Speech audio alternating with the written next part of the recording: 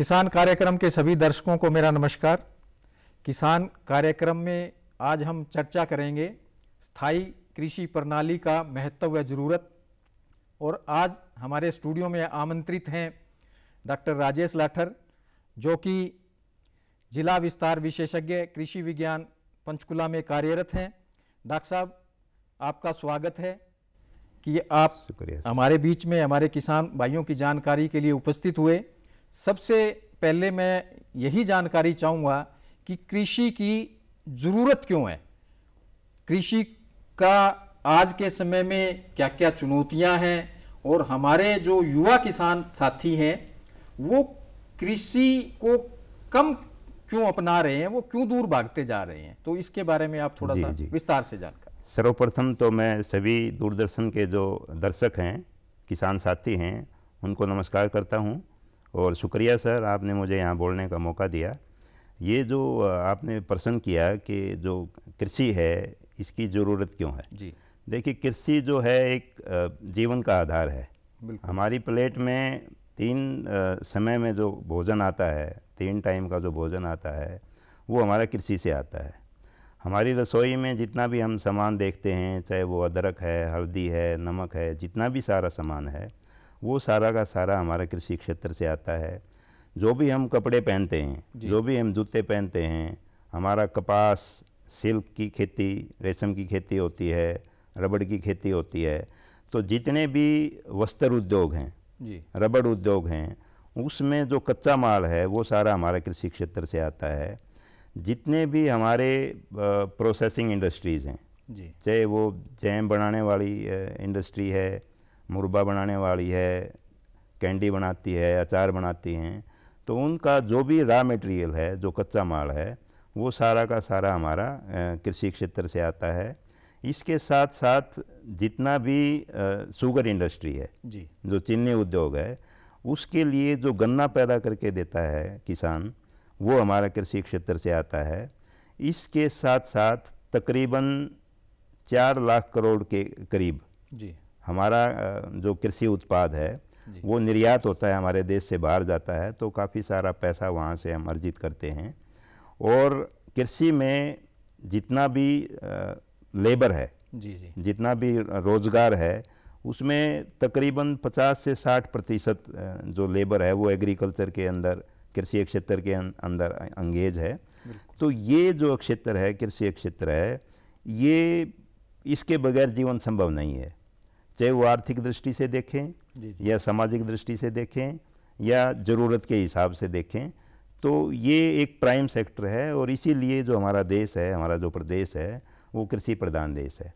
रही बात रुझान की, जो युवा साथियों का जो रुझान है वो इसकी तरफ कम क्यों है? हाँ, ये मैं यही चीज़ पूछना चाह रहा था कि इतना मतलब हम लोग पहले 70% तक हमारी देश की पॉपुलेशन कृषि के ऊपर निर्भर थी, और अब भी 55% के आसपास अब भी हमारा इसके ऊपर डिपेंडेंट है, और कम से कम 16% के आसपास जीडीपी का एग्रीकल्चर का शेयर है इसके अंदर। फिर भी युवाओं का जो रुझान है डॉक्टर साहब, वो काफ़ी कम होता जा रहा है। इस पे थोड़ा सा आप। जी, निसंदेह जो जीडीपी में इसका योगदान है काफ़ी है जी। और जैसे अभी भी 55 से 60% लोग ऐसे हैं जो कृषि से ही अपना जीवन यापन करते हैं। उनके सारे जो परिवार के खर्चे हैं वो कृषि क्षेत्र से आते हैं, खेती बाड़ी से आते हैं। इसके बावजूद भी काफ़ी सारे जो युवा साथी हैं वो खेती करना पसंद नहीं करते हैं। इसका सबसे बड़ा कारण जो हमें लगता है वो ये है कि एक तो खेती बाड़ी से जो नियमित इनकम है वो नहीं आ पाती है, क्योंकि खेती बाड़ी और कृषि क्षेत्र पूर्ण रूप से मौसम के ऊपर आधारित है। आपकी फसल तैयार है, उसी समय पे कोई बाढ़ है, कोई ओलावृष्टि है, कोई तूफान आ गया, तो सारा का सारा जो है ना मेहनत किसान की खराब हो जाती है। तो इसमें नियमित आय न होने की वजह से जो युवा साथी हैं उनको ये लगता है कि जो दूसरे क्षेत्र हैं, इसमें आपका सर्विस सेक्टर है, इसके साथ साथ आपका जो आईटी सेक्टर है, बैंकिंग सेक्टर है, तो उन युवाओं को यूँ लगता है कि वहाँ पे अच्छा जॉब है, वहाँ वो अपना फ्यूचर को देखते हैं। इसके साथ साथ एक जो सामाजिक प्रतिष्ठा है जी, उसमें भी कहीं ना कहीं थोड़ा सा फर्क है। जो खेती करने वाले युवा हैं उनको सामाजिक दृष्टि से कम आंका जाता है जी, बजाय कि कोई भी युवा साथी किसी भले ही कोई निजी कंपनी में कार्य करता हो या सरकारी संस्थान में कोई कार्य कर रहा हो, तो उसको सामाजिक दृष्टि से उसको प्रतिष्ठित पद माना जाता है जी। तो एक ये वजह है कि जो सामाजिक असंतुलन है ये भी एक वजह है। दूसरा जो जीवन शैली है आज के युवाओं की, वो आरामदायक जीवन शैली है जी, वो ज़्यादा सा हार्ड वर्क नहीं करना चाहते, वो स्मार्ट वर्क करना चाहते हैं। लेकिन ये जो कृषि क्षेत्र है ये काफ़ी मेहनत का कार्य है, काफ़ी परिश्रम करना पड़ता है। तो एक ये वजह है कि युवा साथी इसकी तरफ नहीं आना चाह रहे। इसके साथ साथ इस क्षेत्र में जो भविष्य तलाशने की जो यूँ कह लीजिए कि उनकी जो इच्छा है जी, जी, वो कमज़ोर है। वो कमज़ोर इसलिए है क्योंकि इस क्षेत्र में सरकार की तरफ से कोई इस तरह के ज़्यादा जो पद हैं वो नहीं हैं। जितनी भी सरकारें रही हैं उसमें थोड़ा सा किसानों को मतलब प्रो फार्मर गवर्नमेंट नहीं रही हैं। तो इसमें थोड़ा सा इस तरह से अगर सोचा जाए कि जो नीतियां हैं, जो कृषि नीति अपनाते हैं, कृषि नीति जो बनाते हैं, जो निर्धारित करते हैं, उनको थोड़ा सा इस तरफ अगर पॉजिटिव एटीट्यूड के साथ अगर वो देखेंगे तो इस क्षेत्र में भी काफ़ी सारे युवा साथी आ सकते हैं। इसमें कोई संदेह नहीं है। कोई संदेह नहीं है डॉक्टर साहब। पहले के मुकाबले में कृषि क्षेत्र में काफ़ी उतार चढ़ाव ये चलते रहते हैं, लेकिन अब काफ़ी वो है कि सरकार द्वारा विभिन्न स्कीमों के द्वारा किसान भाई हमारे लाभान्वित भी हुए हैं। ये डॉक्टर साहब जो हमारा जो प्राकृतिक संसाधन है और वातावरण का कृषि क्षेत्र से आपस में क्या संबंध है? जितने भी प्राकृतिक संसाधन हैं, प्राकृतिक संसाधन का मतलब ये है कि प्रकृति ने हमें फ्री ऑफ कॉस्ट जो गिफ्ट कर रखे हैं। इसमें आपका पानी है जी, आपकी मिट्टी है, बिल्कुल, हवा है, वातावरण है, ये सारे के सारे प्राकृतिक संसाधन हैं। और कृषि का इनके साथ एक घनिष्ठ संबंध है जी, बगैर मिट्टी के आप खेती नहीं कर सकते हैं। बिल्कुल, कोई भी ऐसा माध्यम नहीं है जिसके अंदर हम अपनी फसलें उगा सकते हैं। आजकल हालांकि काफ़ी टेक्नोलॉजी आगे बढ़ी है, तकनीकी विस्तार हुआ है, एरोपोनिक्स और हाइड्रोपोनिक्स की बात करते हैं, लेकिन धरातल के ऊपर ये चीज़ें संभव नहीं हैं बड़े लेवल के ऊपर। तो मिट्टी ही एक ऐसा माध्यम है जिसके अंदर हम खेती कर सकते हैं, हम फसल उगा सकते हैं, हम अपने घर का खर्चा चला सकते हैं, बच्चों की फीस दे सकते हैं। तो इस माध्यम के बगैर हम खेती नहीं कर सकते हैं। तो इस मिट्टी का खेती के साथ बिल्कुल सीधा संबंध है। इसके साथ साथ जो जल है, पानी है, सिंचाई के लिए ज़रूरत है। बिल्कुल, पौधे की जो बढ़वार है उसके लिए नमी की ज़रूरत है। पौधा जब अपना भोजन बनाता है तो उसमें भी पानी की ज़रूरत है। तो पानी के बगैर भी काम नहीं चलने वाला। और इसके साथ साथ जो वातावरण है वो भी शुद्ध होना चाहिए। बिल्कुल, अभी जो आप देखोगे वातावरण में जो ग्लोबल वार्मिंग की वजह से जो एक विश्व स्तर के ऊपर जो धरती का तापमान बढ़ा है उसकी वजह से भी हमारी कृषि प्रभावित हुई है। बिल्कुल, है ना जी। तो जो क्लाइमेट चेंज है, मौसम परिवर्तनशील हुआ है। हम बात करते थे कि एक चौमासा होता था, पूरा 4 महीने बारिश के होते थे, सर्दी होती थी, गर्मी होती थी। अब ऐसा कोई सिस्टम नहीं बचा। वातावरण में काफ़ी बदलाव आया है। हो सकता है कि सर्दी के मौसम में बारिश हो जाए और बारिश के मौसम में हो सकता है बारिश ना हो, सूखा चला जाए। हाँ बिल्कुल होता है। तो ये सारे के सारे जो बदलाव हुए हैं इससे कृषि प्रभावित होती है, इसमें कोई संदेह नहीं है। इसके साथ साथ कृषि के अंदर काफ़ी सारी चुनौतियां हैं जो जितने भी स्टेक होल्डर हैं, चाहे वो वैज्ञानिक साथी हैं या किसान साथी हैं या जो इनपुट डीलर हैं, जितने भी साथी हैं, जितने भी स्टेक होल्डर्स हैं, उनको जहाँ जहाँ पर भी वो अपना योगदान दे सकते हैं उनको देना चाहिए। क्योंकि नवीनीकरण की वजह से, औद्योगिकरण की वजह से और शहरीकरण की वजह से जी जी जो हमारा जोत के लायक क्षेत्रफल है वो क्षेत्रफल घटता जाने लग रहा है। बिल्कुल। और उधर से अगर हम देखें तो जो हमारा जनसंख्या है बिल्कुल वो लगातार वो बढ़ती जा रही है। 0.8% जी जी के ग्रोथ रेट पे हर साल हमारी जनसंख्या बढ़ती जाने लग रही है। आज भी भले ही गोडाउन्स भरे हों, बिल्कुल लेकिन आज भी तकरीबन 10 करोड़ लोग ऐसे हैं जी जिनको एक टाइम का खाना मिल जाता है तो दूसरे टाइम के खाने के लिए उनको काफ़ी मशक्क़त करनी पड़ती है। भूख से लोग मर रहे हैं। जी जी तो ये एक बड़ी समस्या है अपने सामने कि ये जो अर्बनाइजेशन है, मॉडर्नाइजेशन है, जी जी इन सभी चीज़ों को तालमेल में रख के हमें कोई ऐसा कृषि प्रणाली अपनानी पड़ेगी। मैं यही चीज़ जिससे पूछना चाह रहा था कि डॉक्टर साहब कि हमारा किसान भाई वो कौन सी प्रणाली को अपनाए जिससे कि वो किसान की आमदनी लगातार मिलती रहे उसको और उसका गुजारा ठीक ठाक चलता रहे। तो इसके बारे में कौन सी कृषि प्रणाली अपनानी चाहिए, उसके बारे में हमारे किसान भाइयों को थोड़ा सा अवगत कराइए।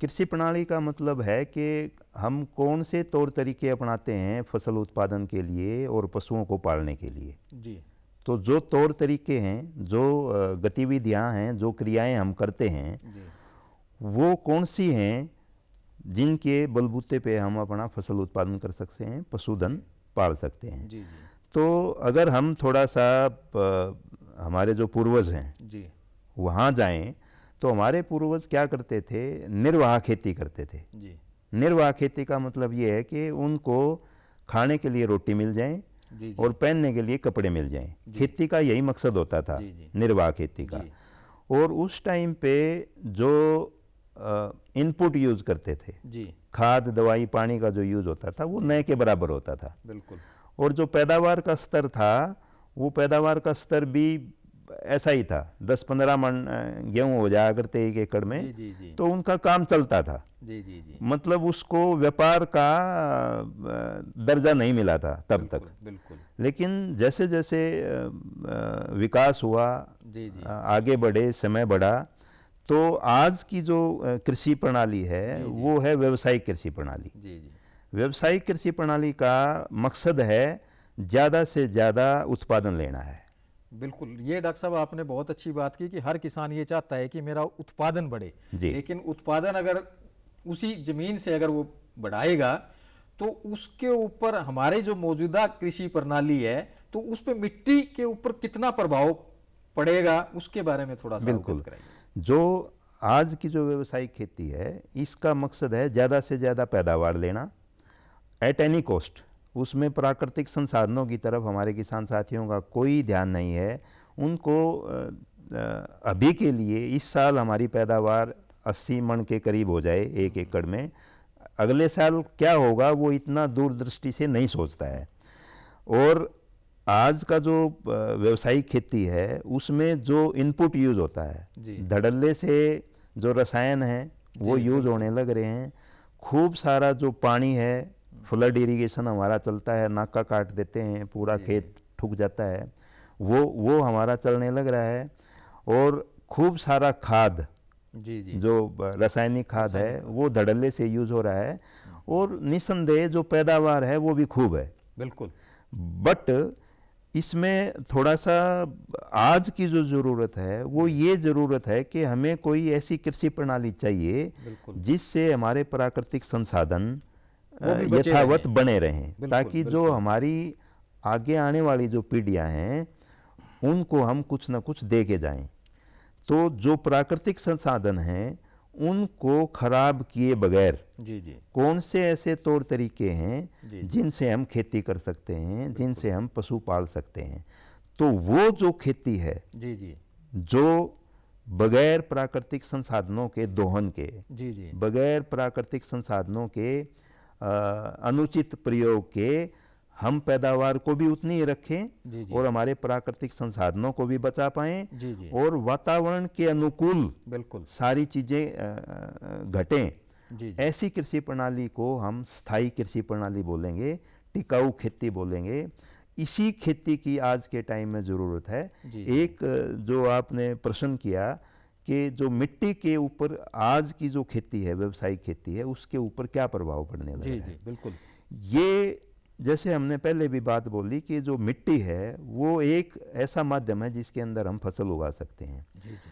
आज का जो कल्चर है, जितनी भी हाइब्रिड कल्चर है, यानी कि ज़्यादा पैदावार देने वाली हम किस्में लगा रहे हैं। जब कोई किस्म ज़्यादा पैदावार देगी जी जी, तो निसंदेह वो ज़मीन से ज़्यादा खुराक खींचेगी, जी जी, ज़्यादा उसको पानी की ज़रूरत होगी। तो इससे क्या होगा कि हम बाहर से ज़मीन में कुछ नहीं डाल रहे हैं जी, और डाल रहे हैं तो सिर्फ यूरिया और डीएपी जी, 2 ही 3 पोषक तत्व हम दे पा रहे हैं जी, लेकिन जो वैज्ञानिक साथी हैं उनका ये मानना है कि किसी भी पौधे को अगर फुल पैदावार देनी है, जी जी, अच्छी गुणवत्ता का उत्पाद देना है, तो उसको 16-17 तरह की खुराक चाहिए। जी, अब 16-17 तरह की खुराक पौधा कहाँ से लेगा?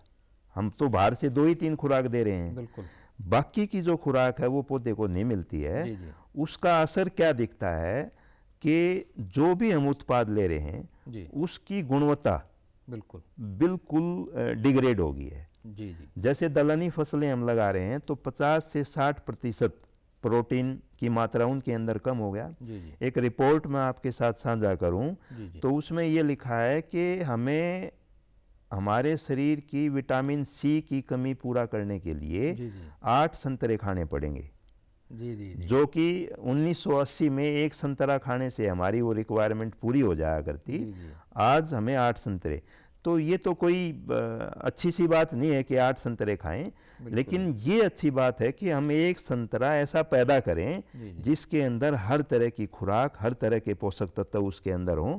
क्योंकि हमारी जितनी भी शरीर के अंदर जितने भी ऑर्गन्स हैं, जी जी, जितनी भी अच्छी अच्छी चीज़ें हैं, चाहे वो दिमाग है, चाहे हार्ट है, किडनी है, लीवर है, पेंक्रियाज है, इन सभी चीज़ों को काम करने के लिए मिनरल्स और विटामिन्स की ज़रूरत है। जी, अब कोई पौधा ऐसी ज़मीन में उगाया जाने लग रहा है जिसके अंदर ये सारी चीज़ें नहीं मिल पा रही हैं पौधे को, तो वो चीज़ें हमारी बॉडी में नहीं जाने लग रही हैं।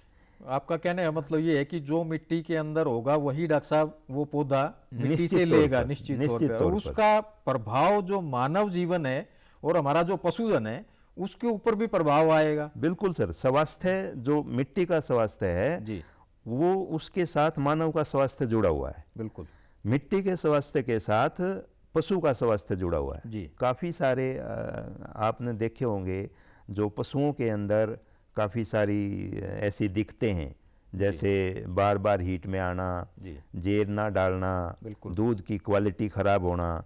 अब डॉक्टर के पास जाते हैं तो डॉक्टर यही बोलता है कि जी इसको मिनरल मिक्सचर खिलाओ, जी, इसको कैल्शियम का टीका लगेगा। बिल्कुल, तो ये जो मिनरल मिक्सचर है, कैल्शियम का टीका है, ये सारे के सारे ऐसी खुराक है जी, जो चरी में पशु को नहीं मिली। बिल्कुल, अगर चरी को हम ऐसी ज़मीन में उगाएं जी, जो एक हेल्दी ज़मीन है, जी, जी, उपजाऊ ज़मीन है, जी, तो ऐसी ज़मीन में अगर कोई चरी उगेगी, ऐसी ज़मीन में अगर कोई दाल पैदा होगी, ऐसी ज़मीन में अगर कोई फल सब्जी पैदा होगा जी, जी, जिसके अंदर हर तरह की खुराक होगी, तो निसंदेह जो हमारा जो स्वास्थ्य है वो अच्छा रहेगा और पशुओं का स्वास्थ्य भी अच्छा रहेगा। तो इसके लिए हमारे किसान भाइयों को किस बात का ध्यान रखना चाहिए कि उस मिट्टी के अंदर सारे के सारे तत्व पौधे तक मिलें और पौधे से वो मानव तक जाएं या पशुओं में जाएं?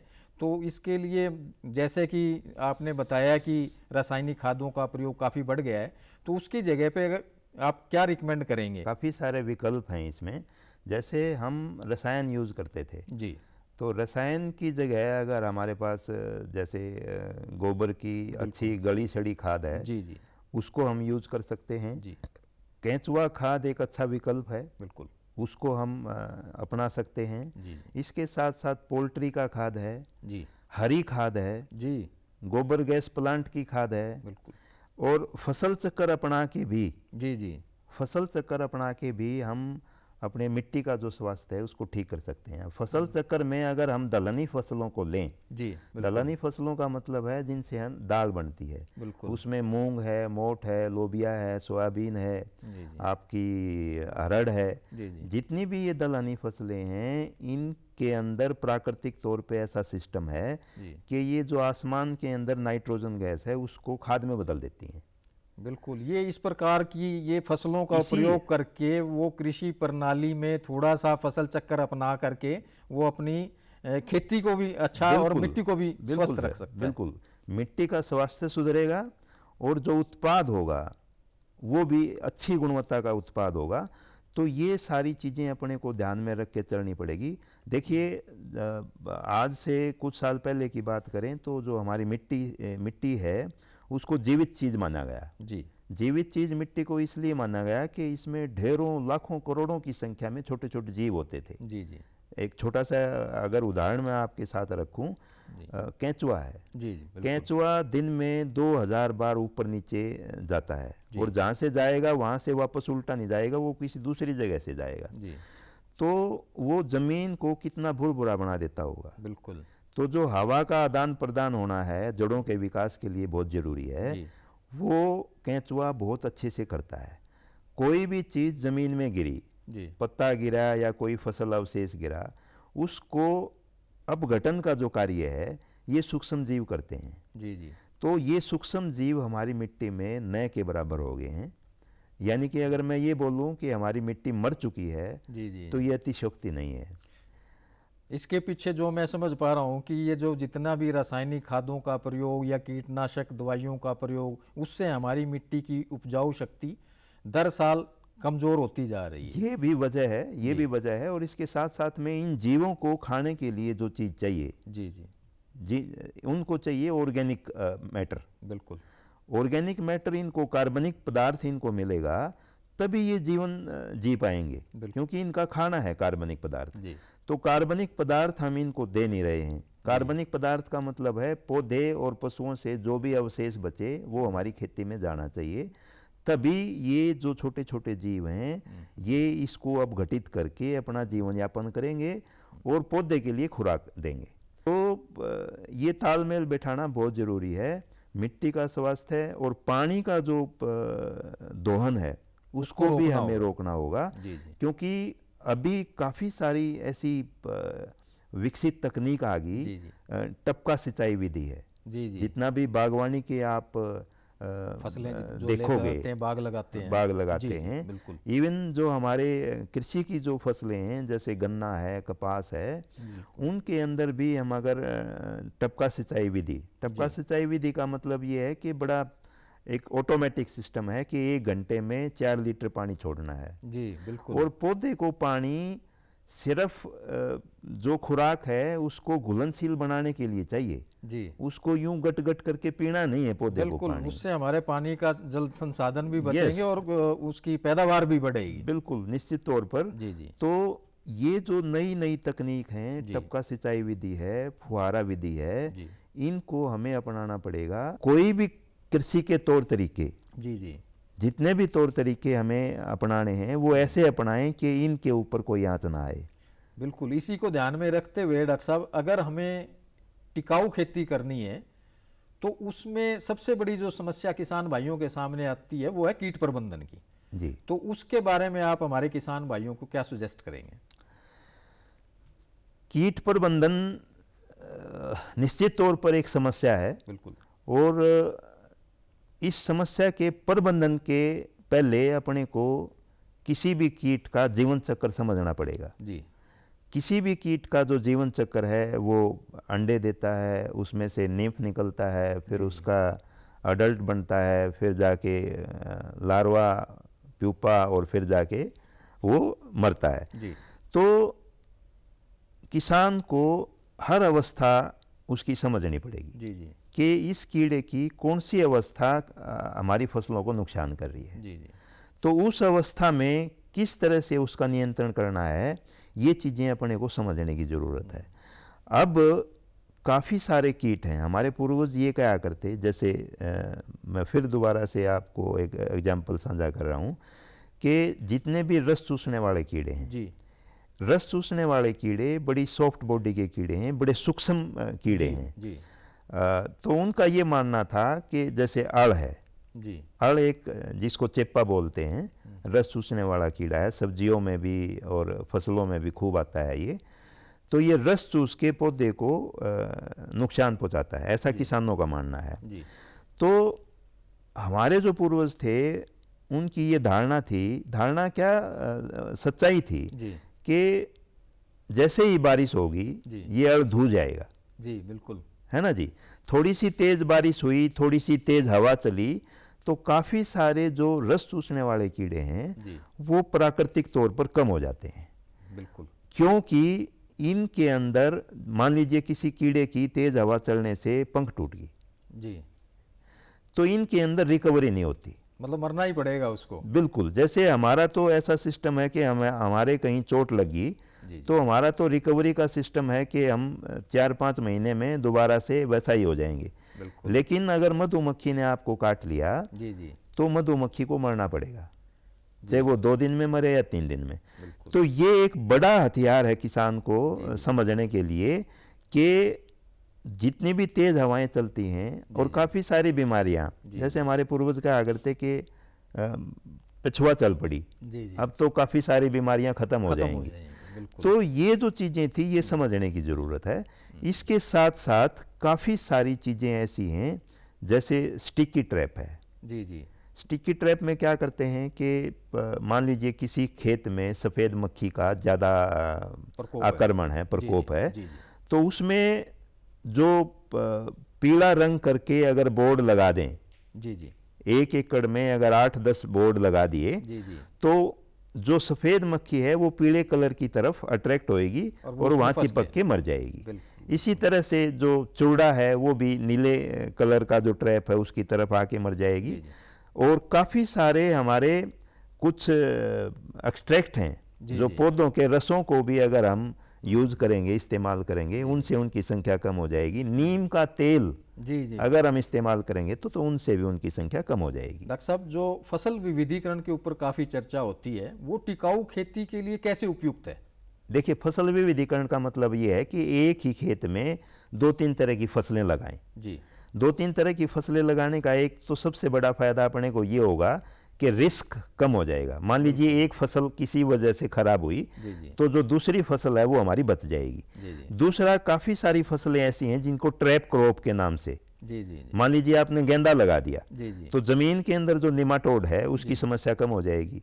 आपने कपास के चारों तरफ कोई मक्का या बाजरे के 2-2 लाइन लगा दी तो उससे भी काफ़ी सारे कीड़े उस तरफ जाएंगे, हमारी जो मेन फसल है वो रुक जाएगी। तो फसल विविधीकरण करके हम रिस्क कम कर सकते हैं, जमीन की हालत सुधार सकते हैं, और जो जमीन के अंदर खुराक है, मान लीजिए एक नीचे ऐसी फसल है जिसकी जड़ें नीचे जाती हैं और एक गुच्छेदार जड़ है तो हर लेवल से खुराक ली जा सकती है। डॉक्टर साहब, हमारे कार्यक्रम के अंत में आप हमारे किसान भाइयों को क्या संदेश देना चाहेंगे? संदेश यही है, बिल्कुल साधारण सा संदेश है कि अगर आगे आने वाली जो जनरेशन हैं, पीढ़ियां हैं, अगर उनको हमने लिगेसी में कुछ दे के जाना है तो ये प्राकृतिक संसाधन दे के जाएं, बचा के रखना। और खेती के बगैर हम नहीं रह सकते। हमारा जो कृषि प्रधान देश है, हमारी जो आजीविका है, हमारा जो जीवन का आधार है वो खेती है। तो खेती को हम ऐसा नहीं है कि हम छोड़ सकते हैं, लेकिन हमें ऐसी खेती के तौर तरीके अपनाने पड़ेंगे जिनसे हमारी जो प्राकृतिक संसाधन है उनको बचाया जा सके, हमारे वातावरण को सुरक्षित रखा जा सके। डॉक्टर साहब, आपने हमारे किसान भाइयों के साथ इतनी अच्छी जानकारी साझा की, इसके लिए आपका बहुत बहुत धन्यवाद। शुक्रिया सर, शुक्रिया।